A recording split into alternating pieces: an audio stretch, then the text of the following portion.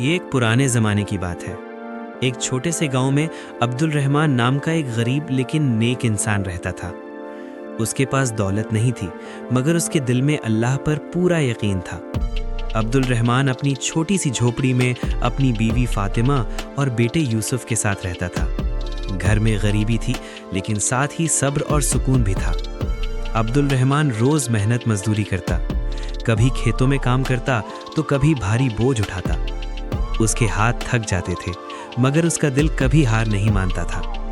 कई दिन ऐसे भी आते जब उसे काम नहीं मिलता। वो शाम को खाली हाथ घर लौटता, मगर फिर भी अपने रब से कोई शिकायत नहीं करता था। फातिमा अपने घर को संभालती और हमेशा यही कहती, अल्लाह सब देख रहा है, वो हमें कभी अकेला नहीं छोड़ेगा। छोटा यूसुफ भूख से कमज़ोर हो चुका था।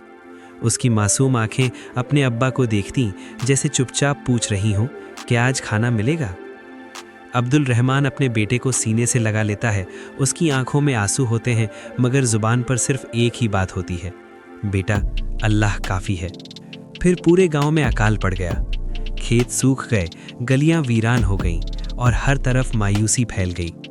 एक रात अब्दुल रहमान उठता है, अंधेरी रात में तहज्जुद की नमाज पढ़ता है और अपने रब के सामने हाथ उठा देता है। आंसुओं के साथ वो दुआ करता है, ऐ अल्लाह, मैं किसी से नहीं मांगता, मेरे बच्चों का पेट भर दे, तू ही हमारा सहारा है। अगली सुबह गांव में एक नेक अजनबी आता है।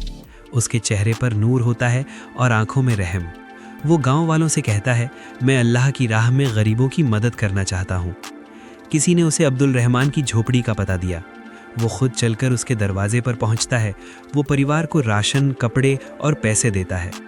यूसुफ की आंखों में चमक आ जाती है और फातिमा की आंखें खुशी से भर आती हैं। अब्दुल रहमान ज़मीन पर सजदे में गिर जाता है। आंसुओं के साथ बस इतना कहता है, ऐ मेरे रब, तू सच में काफ़ी है। वक्त बदलता है। अब्दुल रहमान को अच्छा काम मिल जाता है और अब उसके घर में सुकून है। लेकिन वो अपनी गरीबी को नहीं भूलता। अब वो दूसरों की मदद करता है, क्योंकि उसने सब्र और यकीन की कीमत समझ ली थी।